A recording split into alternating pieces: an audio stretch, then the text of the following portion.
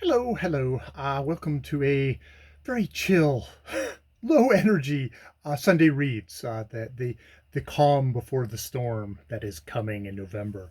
Yeah, well, it's mostly chill because I was out gardening, or not gardening, hacking things down, being the muscle, being the dude on his hands and knees, chopping, chopping, chopping, cutting away all the dead stuff before everything turns to mush in the garden. Which uh, Brian at Bookish always talks about how he hates lawn mowing. It's like, no, lawn mowing is super easy. You get to stand upright, you mow, you mow, you mow, and you're done. Doing all the weeding and doing all of that kind of stuff, that is the stuff that, oh my God, that just is the stuff that really gives me a working out. I will be spending a good hunk of therapeutic time tonight in the bath reading. Maybe I do that every weekend, but it's very therapeutic. This particular weekend, uh, for me, Sunday Monday is my weekend. So yeah. So very chill Sunday reads today. Actually, speaking of chill, one of the really one of my favorite booktube channels. There's so many to be favorites. Is Amy's Dusty Bookshelf, where she will read out books, usually books that are out of copyright, and she's been doing a series reading from James Milne's 1925 essay collection, a London book window. And this week she did a video reading from an essay called "The Diary in English Letters," which she's sort of such a relaxed conversational channel where she's reading out the essay. But the thing is she'll pause every once in a while and have kind of little reflections on the essay. Milne will make a statement about how English diarists are very observational. They're not doing their whole inner life thing for the most part. But maybe there's been a slight change of that with the publishing of diaries from World War One. And yeah, she's just really thoughtful, really just a really pleasant channel. If I was apt to have a glass of wine and was watching a booktube channel, this is the one I would. I don't drink alcohol, but it's that kind of a vibe. Like, let's sit and listen. And yeah, it's not just straight reading it out loud, but it's that kind of interposing with her thoughts off the fly. And she's and such an interesting person that she usually always has these interesting observations to go along with it, or just interesting questions about, like, oh, you know, that would be something to think about. So I'll put a link down to that video down below, but just in general, I would check out her channel. So that'll be my week in booktube, very abbreviated week in booktube. Um, so yeah, let's just sort of get on to the books I finished this week, the books I'm continuing to read, and the books that I've started. For the books that I've finished reading, or finished listening to in this case, Space Opera by Catherine M. Valente I listened to on audio. And I think I said last week, I was sort of enjoying this kind of verbose, kind of technical display of a kind of a humorous space opera novel with hapless a couple of hapless Englishmen getting recruited to save Earth by performing in basically a interstellar Eurovision thing. But if you come in last, then the planet who comes in last is destroyed. And I really enjoyed the setup chapters to this. Unfortunately, the second half of the book, it's more you're getting in with the aliens you've been set up with in the initial chapters, and a slightly bit of that kind of that energy I felt went out of it, and the conclusion was very hand of God, very a Deus ex machina, where I don't really feel like that the heroes of the story, even in a kind of indirect way, were actually responsible for what happened in the end. So it's like, I really enjoyed the beginning part of it. Catherine M. Valente seems to be somebody who can take on different voices. I read one of her other books a good while ago, Palmset, which is, I have to say, the whole thing idea of a pomaset. I'm probably even saying that wrong. Pomset is sort of one of these things that I thought was a rather tired poetical trope at the time, and it was very poetical novel. This one is very much more in the vein of, I mentioned last week, of much more of a Salman Rushdie kind of rush of that energy, of that kind of wonderful tangents in the start of the book that I actually did enjoy. And so but yeah, as a full story, I don't know if it actually kind of in the end clicked for me. So yeah, I finished that. um I think I started in between this video because I had finished Jody Wilson Raybell's book of her political memoir of Indian in the Cabinet, and I basically gave a complete review of that on my last my last Sunday reads. And I picked up next just kind of what came up on my the waiting list that I have for audiobooks at my library, From the Ashes by Jesse Thistle, which this is my story of being Métis, homeless, and finding my way, which is, I guess, it's an addiction memoir. It starts in his childhood of growing up with, really rough with his parents, and him completely going down the tubes. A complete addict who is dealing drugs, who is stealing, whose body, he's the prototypical junkie that you might see, of someone who is rail thin and jittery, and is robbing wherever he can, just everything to feed his addiction. But somebody who somehow, by a miracle, because a lot of people who probably are equally as strong, or as equally as talented as he turns out to be, didn't. He actually made it. He made it out the other side, and is now a professor. A professor in Métis studies. He actually finds it's interesting in this book, as we're taking it very much through his point of view, and he always knows that he's native at the beginning, and he's inculcated like all the kind of like really negative stereotypes, internalized all the racism. But it's not until like he's in his 30s that he actually finds out like who his actual people are, that he is Métis Cree, is what he is. But he's got relatives who were fought with Louis Riel, in the great kind of in the Métis resistance against the Canadian government, shutting down any other possibilities.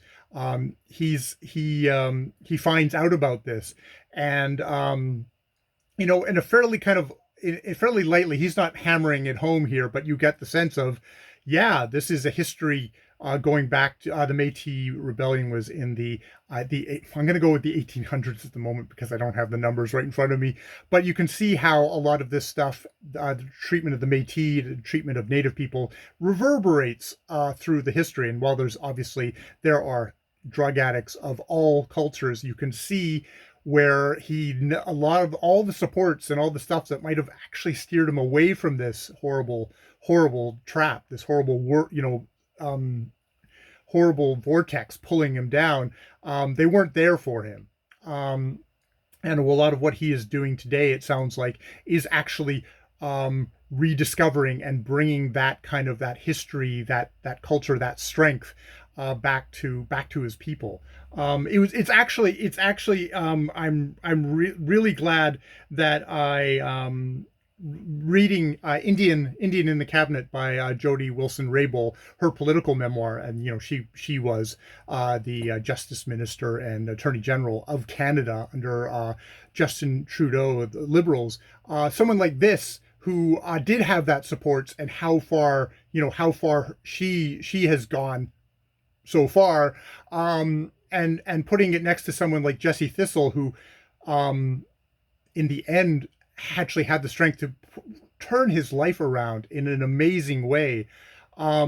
as I was initially reading from the Ashes, I was like, okay, this seems to be a fairly kind of matter of fact written book, but that actually becomes its great strength as you go along. This is not a story that needs to get dramatized or to be kind of filled up with writing or anything like that. That actually this kind of simply told adds to the power of this book, and really made it really had an impact on me.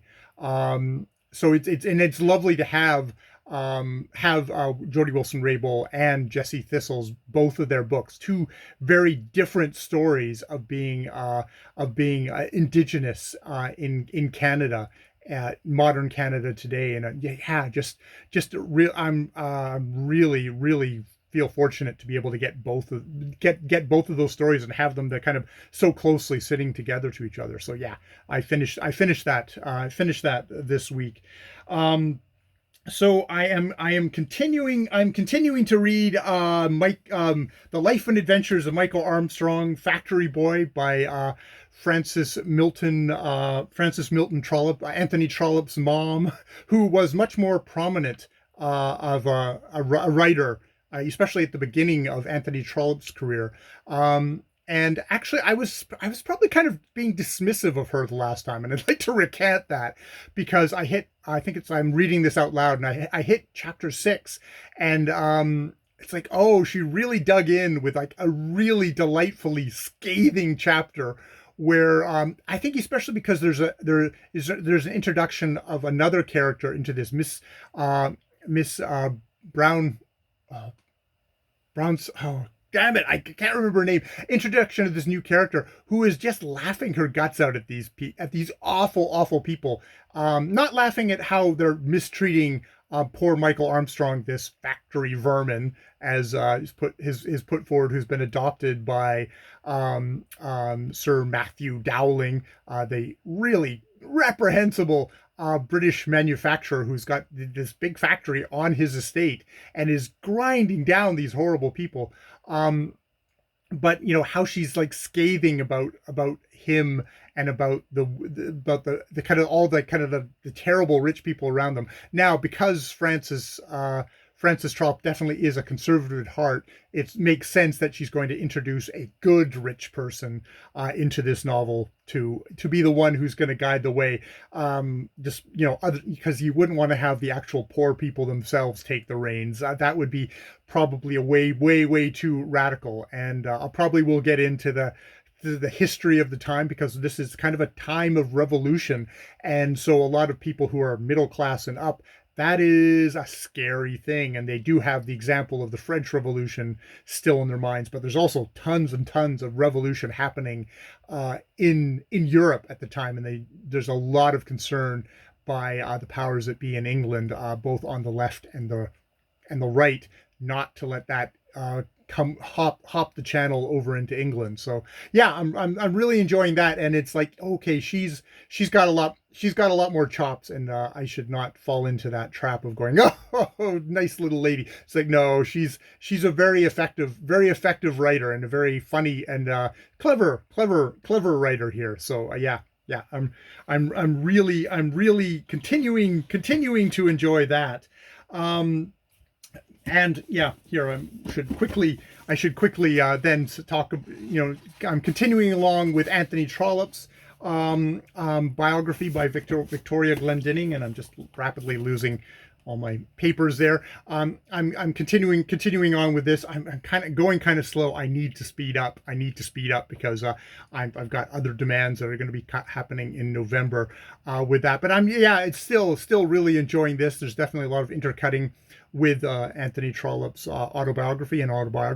But yeah, it's interesting the stuff that this does have to say about Frances Trollope, and it's kind of nice to actually be reading her work as I'm reading this, because Victoria Glendinning is someone who's not being dismissive of the female people. I almost said characters, females in Anthony Trollope's life, especially his wife Rose, who does not get hardly any mention in his autobiography, which could be a kind of a personal thing. It could also be this is the quiet woman behind the power. She's someone who read all of Anthony Trollope's works and is was there as very much his support. Who's somebody who was copying his handwritten stuff out for it to be handed on to the publishers. So yeah, continuing to enjoy that. And I have because I finished up that particular audiobook, I needed another audiobook, and I decided to go with something cheery. One Day We'll All Be Dead, and None of This Will Matter. It's a collection of essays by Saki Cole, a Canadian Indian, Canadian from whose parents are from India. She was born in Calgary, and this is very much a book of being the children of immigrants. This is a book about being a woman and a woman of color in Canadian society. It's always hard to talk about. I find it really hard to talk about essays because it's like, well, they did an essay, and then me just talking about an essay feels like I'm doing an essay on an essay sort of thing. So I find that very awkward, and I don't have, especially when it's quite well put together essay collection. It's good.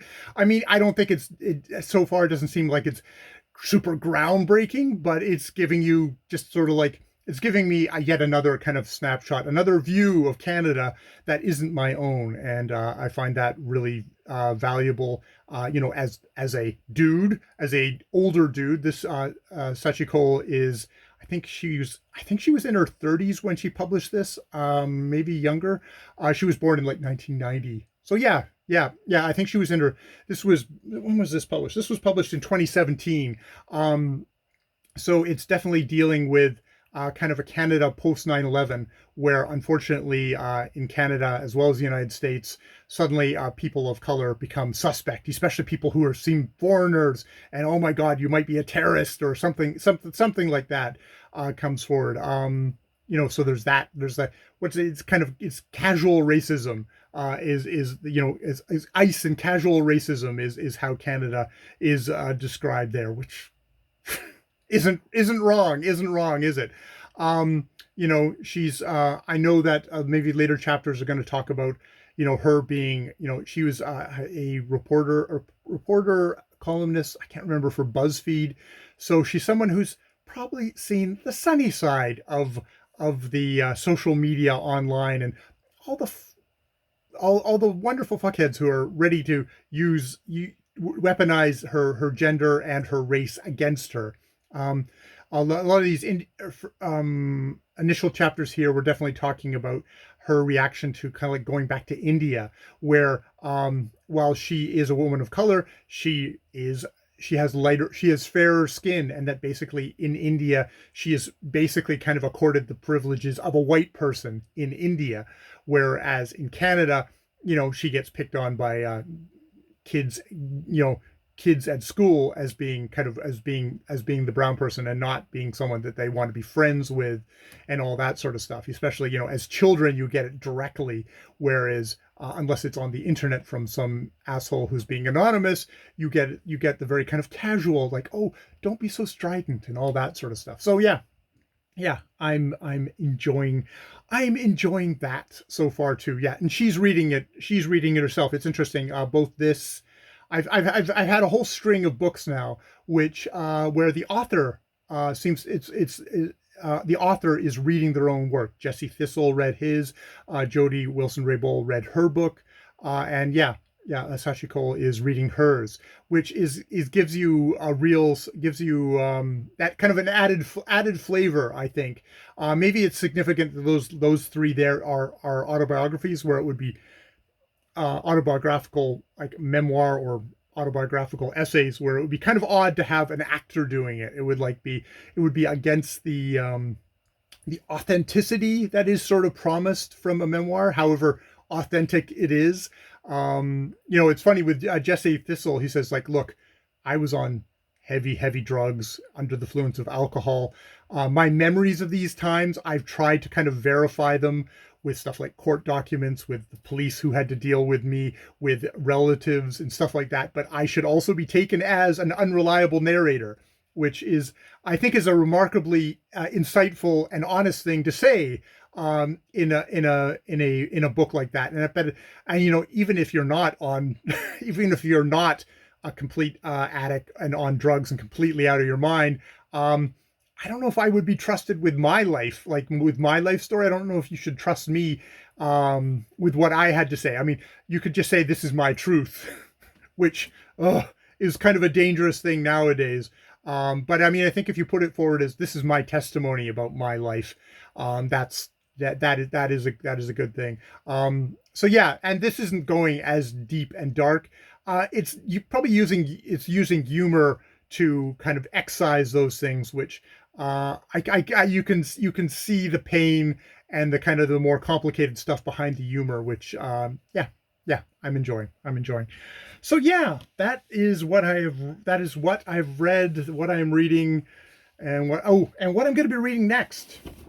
So you got to tick off all this stuff. What I'm going to be reading next, starting in November, is On the Cusp of Contact, which I am one of my very rare buddy reads, which actually my last buddy read was also with Sean the Book Maniac. And this time we're doing On the Cusp of Contact, Gender, Space, and Race in the Colonization of British Columbia, which is a collection of collected essays by the historian Jean Barman, which I think I held up last week, her general history of British Columbia. So we're looking forward to that. We're going to do, Sean and I are going to do 2 essays a week, which is probably a good way to break it down and to kind of like dig in and try and kind of unpack everything in them and try and desperately try and educate myself with them. And it's nice having a companion on that, because it kind of holds your feet to the fire, where you say like, oh, got to report in on Saturday or Sunday, so I better do my homework.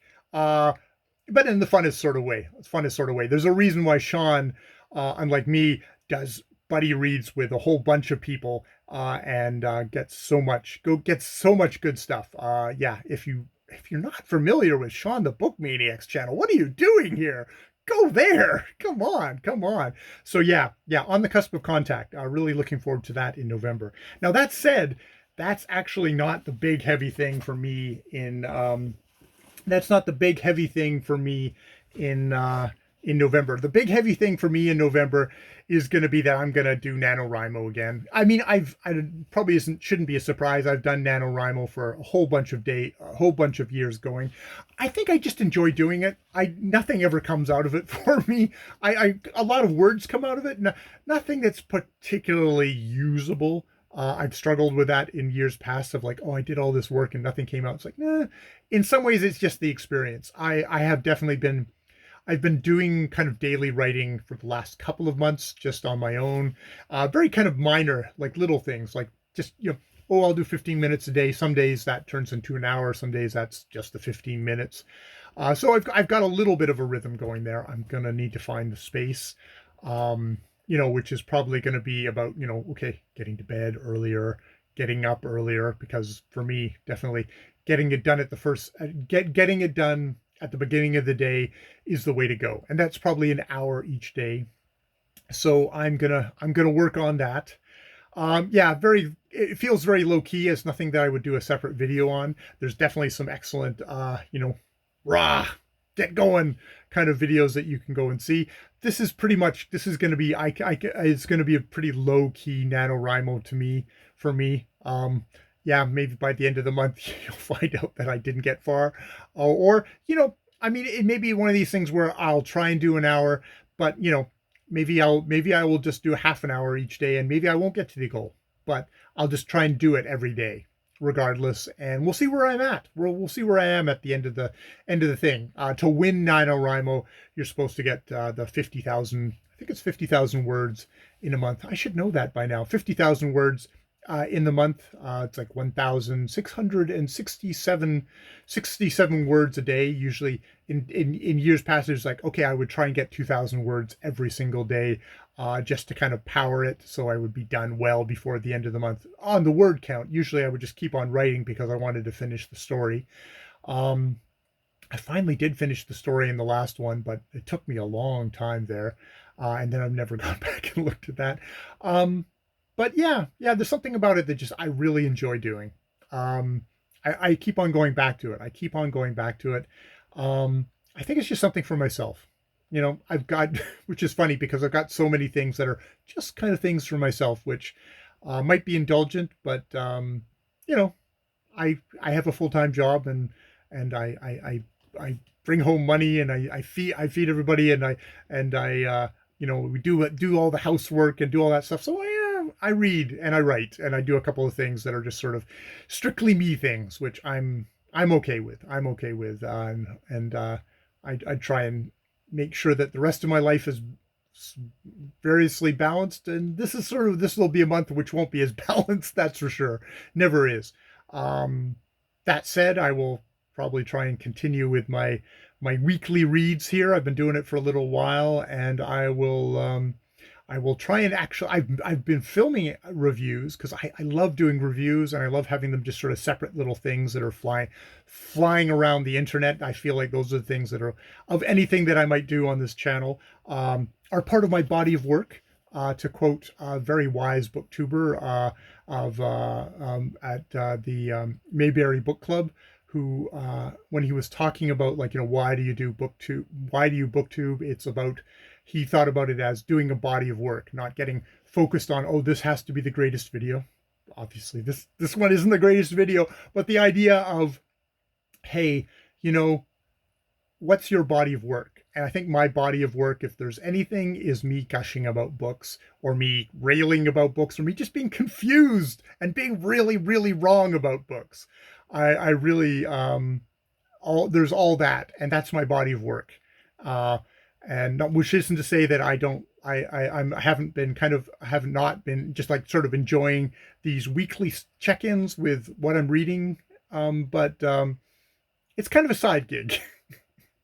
That said, I've been doing a lot of the side gig and not as much of the reviews, or I haven't been publishing the reviews, I guess.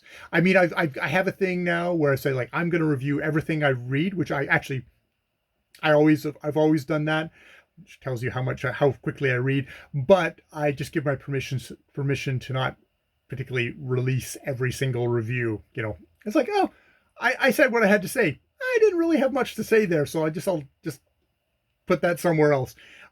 Which has been good. Has been good. But there's a couple of ones that I think, oh, okay, what the hell. Some days it's just like, oh, okay, what the hell? I'll just put it out. Oftentimes I go back and it's like, oh, I'll edit that. Then I look at it and go, it's good enough. My body of work, pretty shoddy, but it's mine.